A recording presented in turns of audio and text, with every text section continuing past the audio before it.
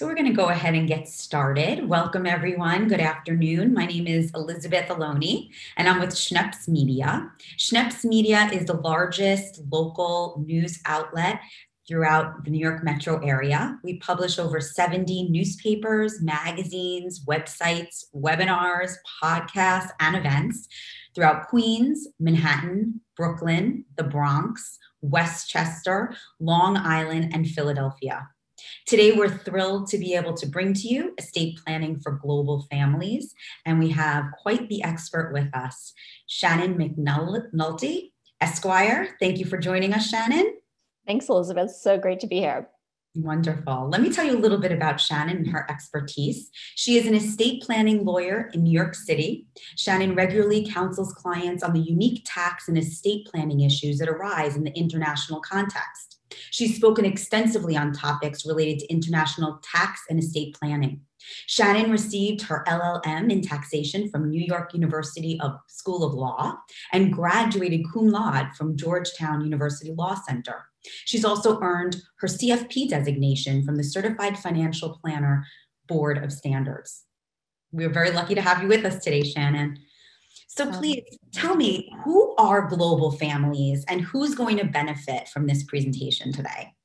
So when I think of global families, I think of there's kind of a couple of things that fall into this category, a couple of different types of families that fall into this category. A big part of it is people who've immigrated from another country to the US, and they still have ties to their home country. They may not be a US citizen, so they may be here as a permanent resident or on a temporary visa. They may be here, they may be a naturalized citizen, but they still have a lot of family members in their home country.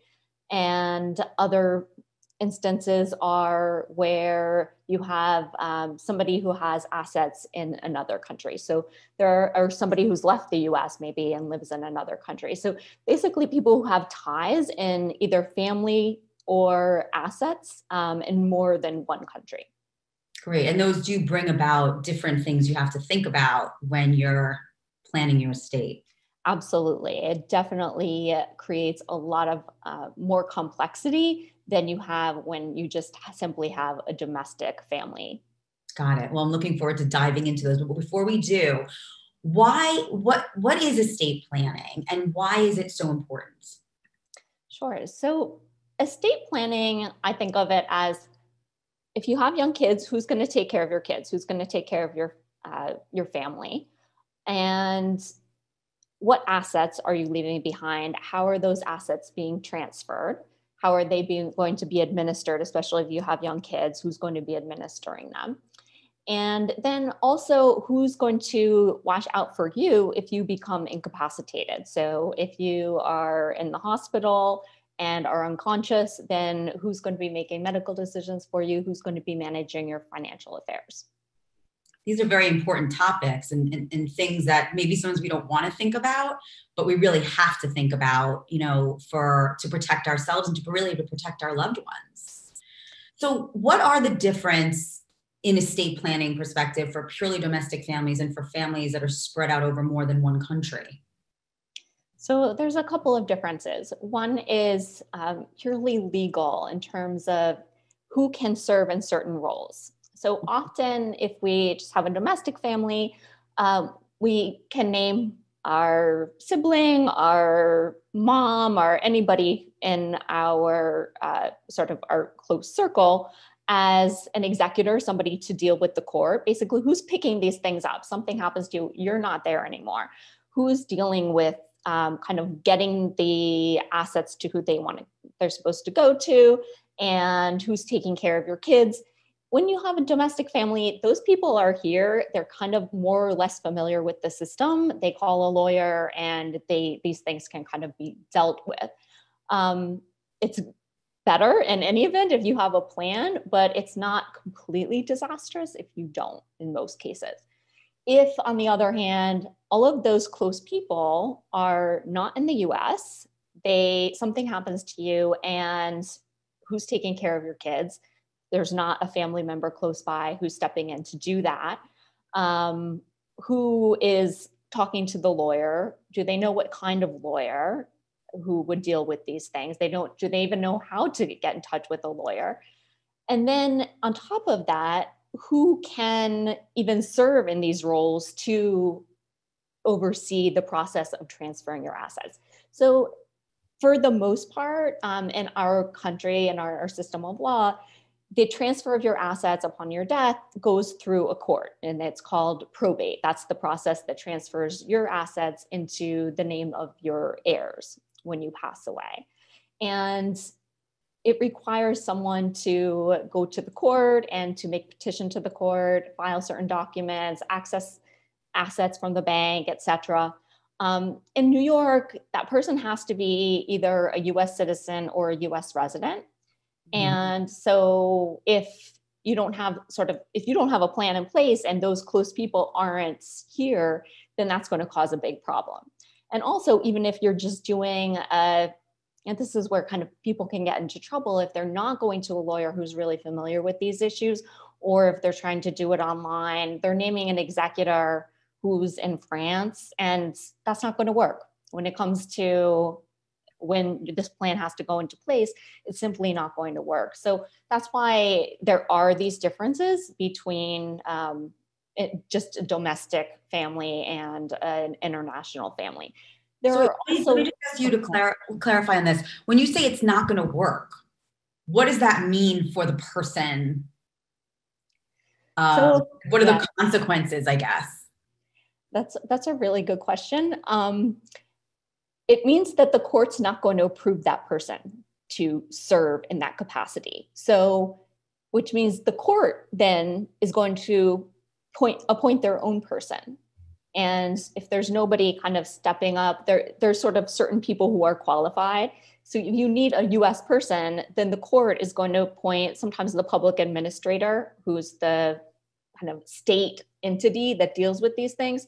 They're generally much more expensive. You wouldn't think it's the state, but they hire very expensive lawyers. Unfortunately, there's some kind of a bit of not great systems in place to deal with that. So there's that piece of it. For a guardian for your kids, that's also and actually I think we're going to get into this a little bit more as well. But so when I mean it doesn't work, it means that you're going to run into legal roadblocks, and either the resolution is going to be that it's not a great solution. It's the public administrator. 2, it's going to be way more expensive. And 3, it could take a really long time because you're dealing with possibly multiple jurisdictions, multiple countries. You're waiting for multiple courts. And I've just seen this literally drag on for years, tens of thousands of dollars in legal bills. So it's it's just a bureaucratic nightmare, I guess. So it's quite extensive. The consequences are quite extensive if you don't set this up ahead of time properly. You touched upon quickly about parents. I mean, and if a family member outside, you want a family member outside of the US to take care of your kids if the parents pass away. You certainly don't want to be in this situation like you just described with all these roadblocks. Is there a way to make sure that happens? Sure. For your kids, if you have kids under the age of 18, if there is no parent who is living or capable of taking care of them, then what is called a guardian, a legal guardian, is appointed by the court. A child under the age of 18 always has to have a legal guardian. So if there is none, then the court will appoint someone. The person who is appointed, if they're not a US resident, that can become a problem. It's not like, sometimes I think people who have kids here and they have all of their family abroad, they think, oh, my mom or my sister can just come in, fly in, and pick up my child and bring them back to whatever country. No, that's not possible. It's not legal. It's child abduction. So there's all kinds of potentially very serious consequences for this. And so that child's not going to be let out of the country. And so you really need a plan in place to make sure that there is some kind of plan to have somebody in the US taking care of the child. So a US court is much more likely to appoint a US guardian. They often will appoint a foreign guardian if it's documented and it's very clear by the parents in their will or other guardianship document that you want somebody who's outside of the country. However, that process is going to take time, a significant amount of time. It's going to take sort of reports on that guardian from another country, from their home country, until the US court would approve them. So you want to make sure that there is a US guardian as the backup. So it's important that you document these things. And it's also important that practically you have a US person in place to take care of your kids during this time when you're trying to get the foreign guardian appointed. So let me understand. So if you do these documents ahead of time, and we are gonna go over some of what are those key documents that you need to have when estate planning. But let's say you have a document that someone comes to you, they're working with you, they get a document that they want to have someone from another country have guardianship of their child. There's still do they still have to go through that approval process in the US, or can you do certain paperwork to avoid that? Unfortunately, that process for a guardian, you will have to, if you're living here and your child is living here, the court will have to act on that. There's no way of getting around the guardianship piece of it, of having court involvement in the guardianship piece of it. The only thing that you can do is to make sure that, one, your child, there's somebody to take care of them, and two, that eventually that foreign guardian will be appointed. So making sure the documentation is in place to support your choice. But there's not really a way of getting around that sort of legal process for appointing the guardian. So it's really critical to make sure in this instance you really have two guardians, like a step one guardian in the US and an interim guardian, I guess, and then eventually you can have it more smoothly if it's prepared for ahead of time. Yeah, absolutely. There are some cases where the court won't appoint a foreign guardian, but in most cases they will, but it depends on the country. So if it's a country that has similar laws to the US, like Canada or something like that, it's going to be a no-brainer. But if you have a country like Iran, I had clients who all of their family lived in Iran. I'm not so sure. It's going to be up to the individual judge, but I'm not going to count on that. So you also just want to have that plan B as well. Wow. So it really is important to talk to somebody who has expertise in this and can give you direction specifically based even on the country. Because what you're saying is that different countries may have come across different issues that will need to be addressed. So it's very important. I can only imagine, so when you think about it, someone in your family passes away or, and having to go through not only the pain of the loss, but then having to deal with all of these implications when you don't plan is really overwhelming. Yes. And unfortunately, I've seen, families at the other end of this where there wasn't the proper planning done. And it's really hard on the people who are left behind. Wow. Can you share with us something, about kind of those documents, and maybe we can talk about, what those key documents are that you recommend, and perhaps, where in each of these documents are particular things that international people with global families need to be more aware of? Sure. So the building block of estate planning is called your will. And that is the document that specifies your guardian for if you have young kids. And it names the person who would be dealing with the court, who's called your executor. And then it designates who will end up with your assets, who should those assets go to. Because there are sort of complications with the court, you always have the court having to deal with the guardianship.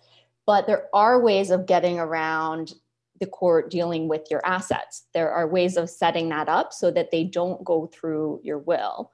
And that's called a revocable living trust. And that's a way that a lot of times for my foreign clients or for my clients who have any kind of international issue, we would set up a revocable living trust for them because there are no restrictions on who can serve as the trustee. It doesn't have to be a US person.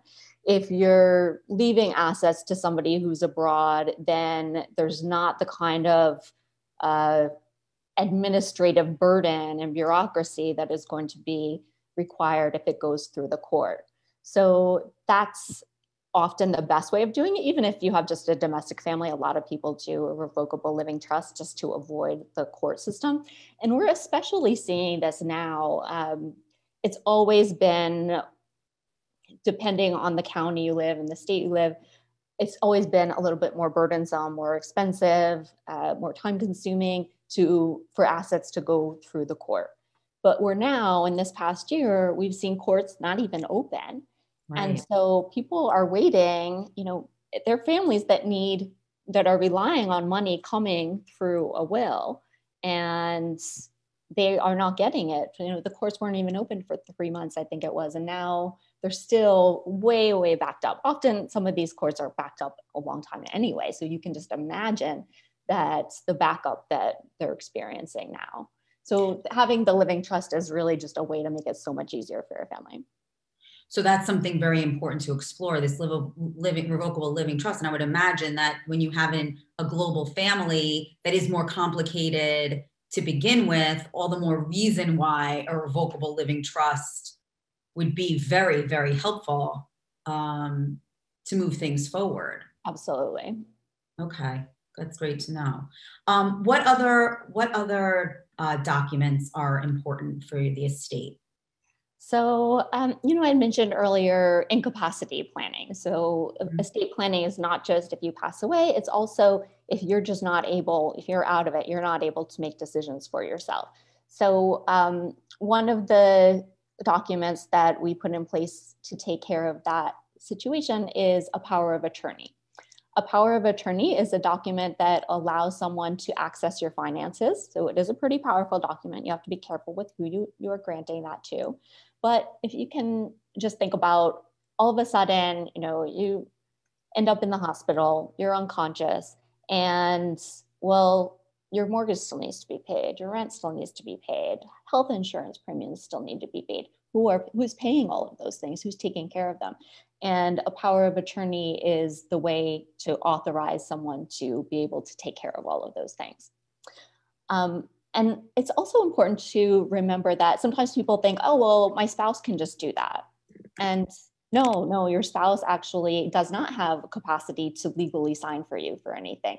If you have separate bank accounts, they can't just go to your bank account and get money out. So it really is important to have that document in place. What about for global families? Can you have someone out of the country have power of attorney? How does that work? It can present some difficulties. So this is, again, a situation where if you have just a foreign person as the power of attorney, I would recommend to have a US person if possible as a backup. So can you have a co-power of attorneys, or you would need more of if this person can't serve, then the other person steps in? It's usually more of if this person can't serve. You could have a co-power of attorney as well, although that administratively can be difficult because you have to have 2 people sign on each thing that goes on. That's unnecessarily complicated, I would imagine. Yeah. Great. Are there any other key important estate documents that you would recommend that people put on the top of their list when thinking about estate planning? Healthcare proxy. So this again is incapacity planning. You're in the hospital, you're out of it, you're sedated, you're not, for whatever reason, you're not able to make your own medical decisions. So this is someone who would make those decisions for you. And often they are end of life decisions, but they don't have to be. They could just be this medication or that medication or this type of surgery. But often they are end of life decisions. And this is something that has been coming up so much this year because there's so much we're dealing with the pandemic, of people revisiting this as well, of saying, well, what exactly does that document say? And making sure that it's consistent with your wishes. Absolutely. We definitely see what's been happening. People very surprisingly have been in, very acute medical situations. And so it's certainly bring the forefront how important these documents are. These were always very important to have, but I think now it's really drives home how critical it is. And this is a global pandemic. So, just thinking about global families and that, it's even all the more complicated. Is there anything else that you would recommend that be top of the list documents? A standby guardianship document. This is a document that designates someone to take custody of your children immediately. You know how I said a guardian has to be appointed by a court? This is kind of a way to allow somebody to temporarily take care of your kids. It's for up to 60 days if something happened to you. So it's kind of like during that time, somebody should be working with the court to get a permanent guardian, but that's really important as well. So that the downside of, if you sort of like the worst case scenario of guardianship not being provided for, is your kids going to foster care. Mm-hmm. So like, that's a really big downside. So that's why that's actually at the top of my list in terms of like your priorities of making sure things are taken care of. So standby guardianship is different than naming a guardian in your will. And are you saying that everyone should have both?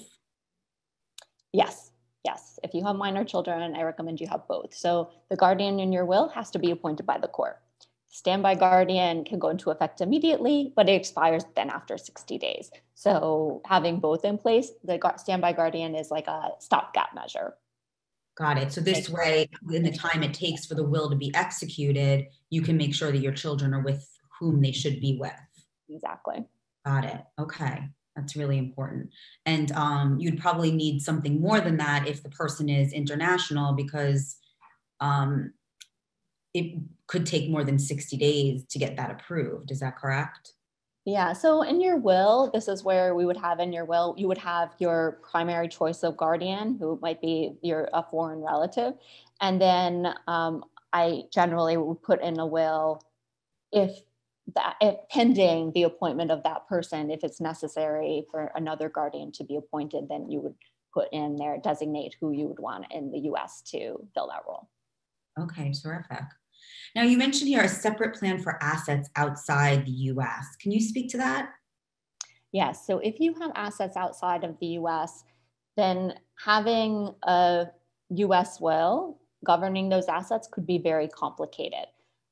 So generally, best practice is to have a separate estate document, a separate estate plan for the assets in that country. Got it. So if you own a home in another country, to just make sure that those are properly done so that you're not revoking one or there's any kind of conflict. So you want those two lawyers to be coordinating. So you would actually have to have two attorneys. You couldn't have, like, for example, you would handle everything in the US and then you would work with the attorney in the other country to coordinate the assets in that country. Exactly. Okay. So it's good to have someone that can help you also navigate that and speak the language of legalese across borders.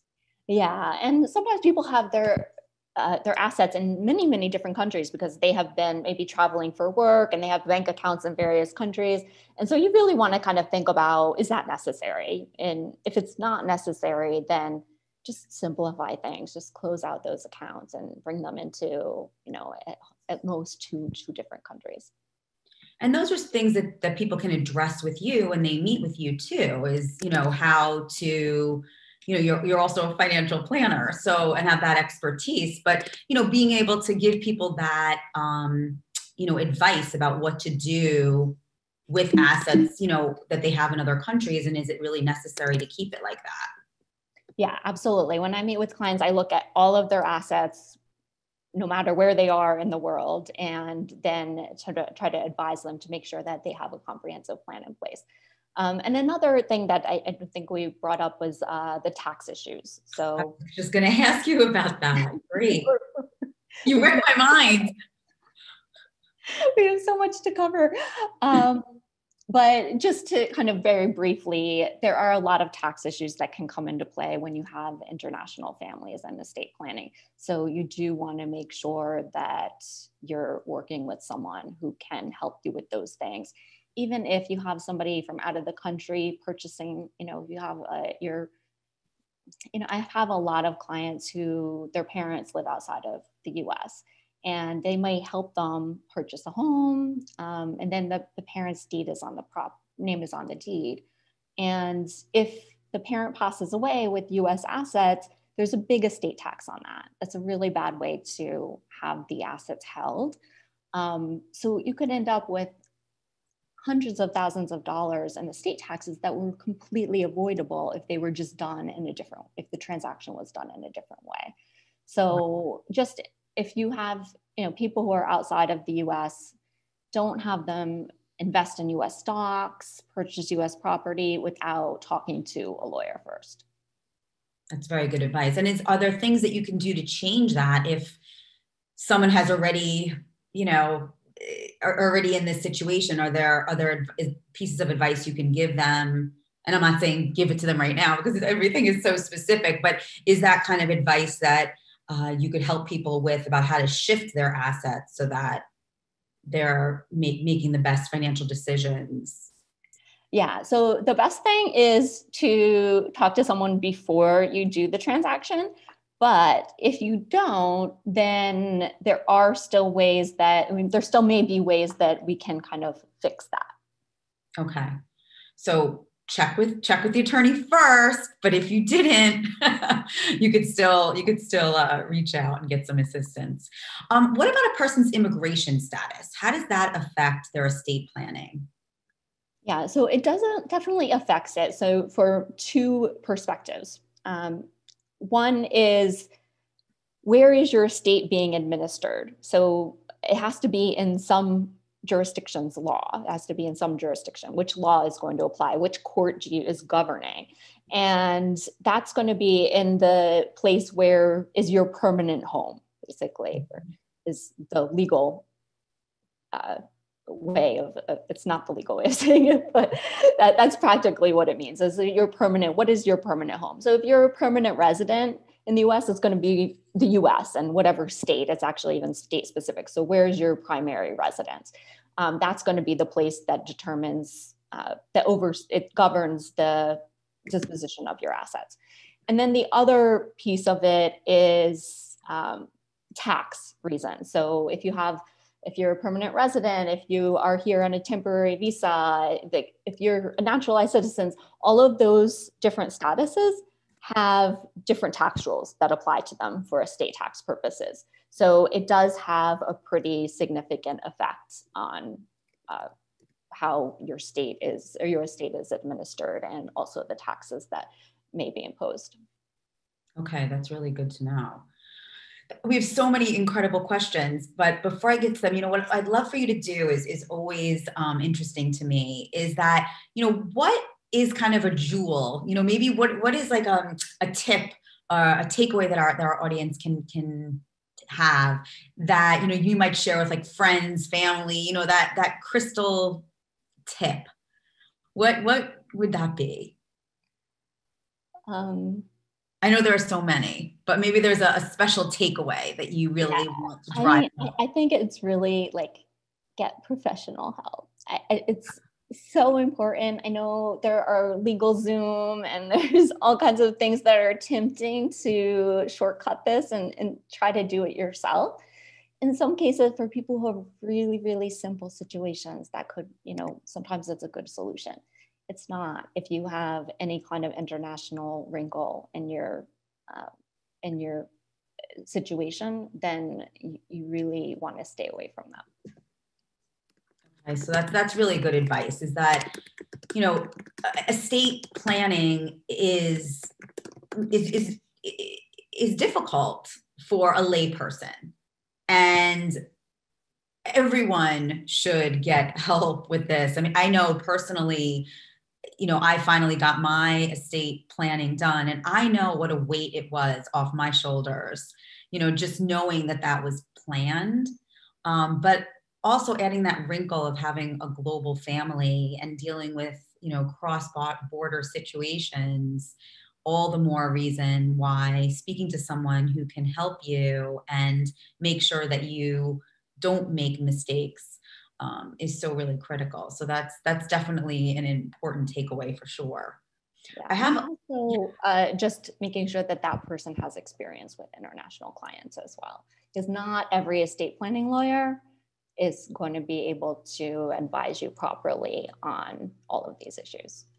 How did you get into working with global families? Because it is such an important distinction. And you're right, not every attorney has experience with that.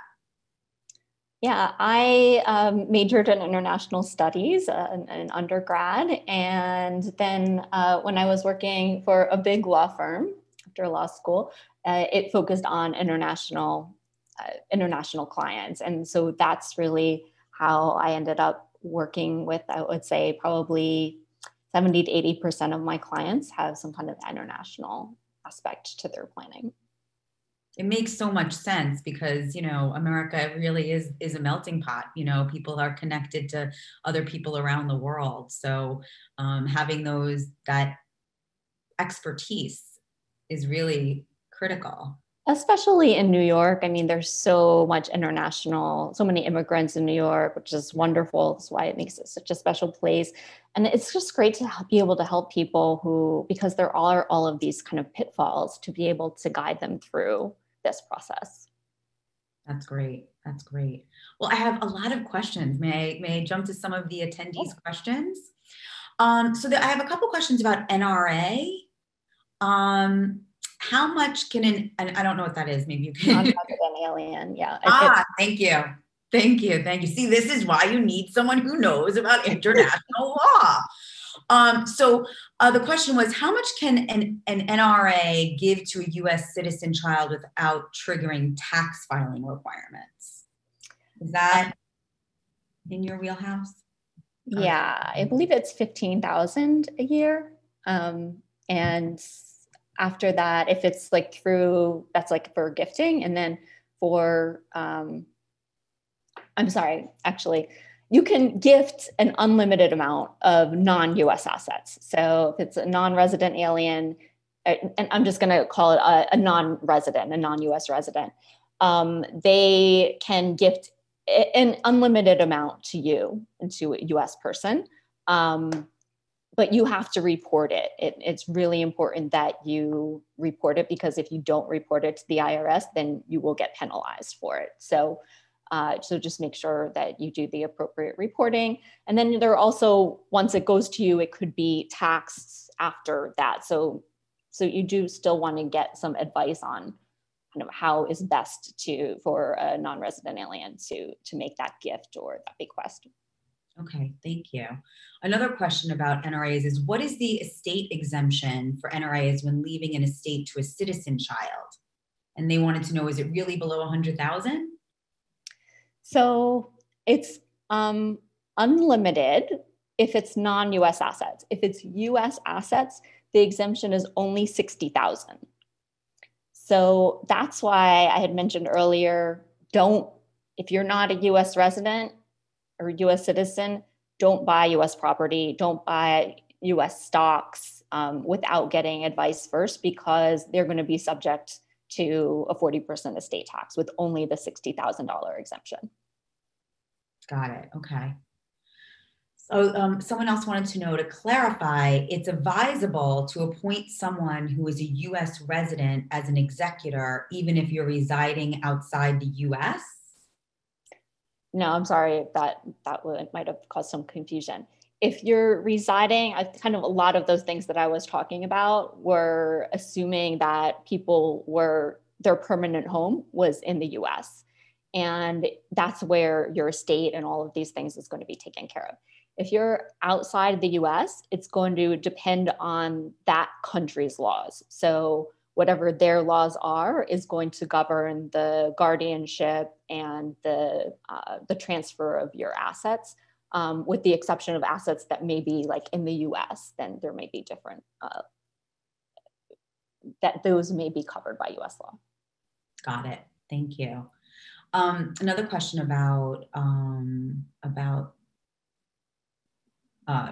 guardians is, can the standby guardian be the same as the U.S. guardian in the will?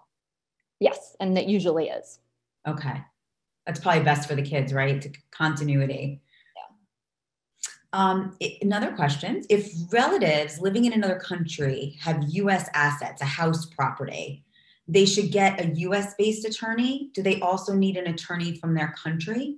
I think we talked a little bit about that, but yeah, you would definitely want a U.S. attorney, and then generally that attorney is probably going to be coordinating with possibly an attorney in the home state. Okay. And John wanted to know, what are the implications of taxes if a foreign guardian is appointed and they end up living abroad? I hear stories of people owing U.S. taxes later on. If I'm not entirely sure exactly the specifics of the question, but often generally what we have is that we would have a guardian, but we'd also have a trust, and the trustee would be managing the assets for the children. So I don't recommend leaving the assets directly to the child, because then you have a guardian and that could end up being separate taxes for the guardian. If you leave it into a trust for the child, then it's a separate taxable entity. So the guardian is not going to be affected by the taxes. And you just want to make sure in those cases that the trust is flexible enough that it can respond to kind of any kind of tax issues that might come up. Okay, thank you. Thomas asks, what about offshore assets? If they're included in a will, does the U.S. court have jurisdiction over allocation of those assets? Okay, first I'm going to answer this from a tax perspective, that if you are a permanent U.S. resident or a U.S. citizen, then all of your assets are going to be subject to U.S. estate tax. It doesn't matter where they are in the world. The exemption for that, if you are a U.S. resident or U.S. citizen, is $6 million. So most people, that could change at any given time. But right now, right now it's about 12 million. It's supposed to go down to 6 million, somewhere around there. It's a lot of money, in other words. So unless your assets, including your life insurance, that's included in that calculation, is above that $6 million mark. And in New York, that's what the exemption is as well. It's 6 million. Then there's not going to be any estate taxes, but it does include all of your assets all around the world. If you're so that's kind of for tax purposes. For other purposes, in terms of the disposition of the assets, it depends on what type of asset is, if it's real estate, if it's a bank account, if there's a beneficiary designation, if it's in a trust. So there are a lot of contingencies in terms of what the answer to that question would be. So, you're doing fantastic answering these questions. And I think, what you're saying is so true, is that, they're so specific, and you've done a great job of giving us some, general information. But I also did share your contact information in the chat, so that people can reach out to you and ask very specific questions, because as you said, also it's different countries have different situations that you want to be aware of. So Thomas, you can certainly reach out and ask more specific questions about that. So Deidre was asking, again, just to kind of clarify again about the appointing a guardian with someone who's overseas. Can you just address that once more? Again, if you want to appoint a guardian who is out of the country? Yeah, so the important thing is that you want to make sure, one, that is clearly documented and in your will, and two, that you have a plan for a U.S. backup guardian. So those are, I would say, the two takeaways for the guardianship question, if that helps. Yes, thank you. Ula wants to know, in case a parent passed away when a child is on vacation with relatives outside the U.S., can the court require to bring this child back to the U.S. or even direct a even if direct family is able to take care of the child. So it sounds like also a very unique situation. But what are the legalities around that? So the jurisdiction of the guardianship is wherever the child is habitually residing, is regularly residing. So if they were regularly residing outside of the country, then that country's jurisdiction would apply. If it's US, they were regularly living in the US and they were just on vacation, then US law is going to apply. And so technically the US could request that that child be brought back to the US. And you actually, there was a really interesting case with this with a Cuban. I don't know if you remember. I can't remember the name. The little boy? Mm-hmm. Yeah. Elon or yes. Elian Gonzalez. That's right. I do remember that. So again, these are things that need to be documented, and the laws are very clear in what's allowed and what is not allowed. I mean, technically, like sort of practically speaking, is the US going to try to like recall a child that's, there's no dispute over? Probably not, but it's just, these are also like, well, when or exactly did you pass away? You definitely want to get legal advice in that situation. Absolutely. I have a couple more questions. Maggie wants to know, my mom, who is an NRA, has a living trust set up, but she could not open a bank account anywhere in the US because they ask her for a tax ID, a social security number for her trust, but she doesn't have one. So how could you open a US bank account for a foreigner's living trust if you don't have a social security number? It probably depends on like which bank you're going to, because there definitely are banks that will do it. So if you want to reach out, I can probably find a bank that will help with that. Okay, that's great to know. M wanted to know, is there anything I should do to prepare for an inheritance of real estate and some assets in Mexico? Yes. There's a lot. Maybe you should call. From your answer, I would say.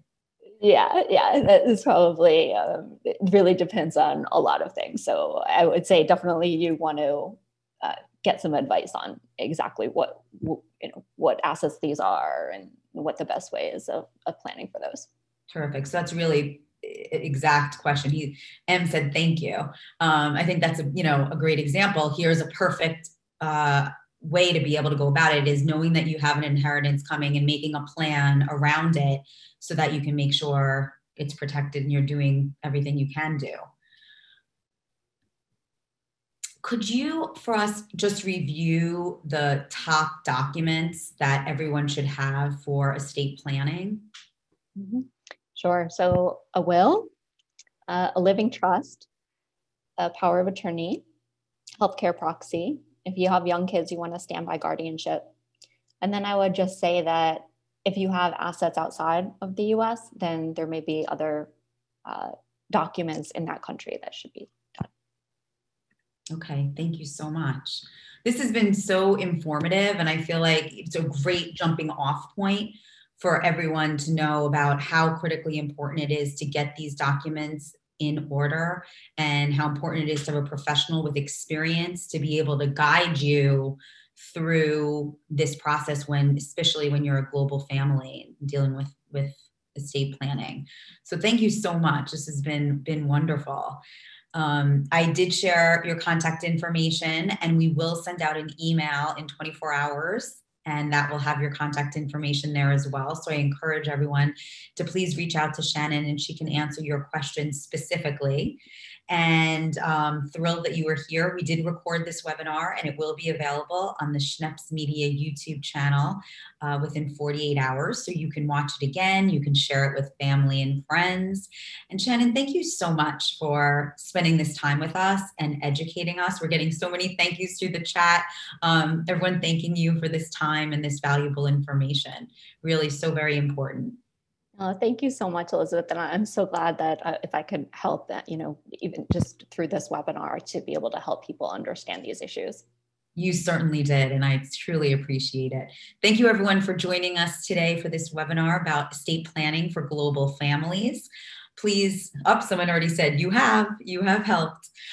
Please join us on one of our next webinars. Have a great day. Please stay safe and stay healthy. Bye-bye.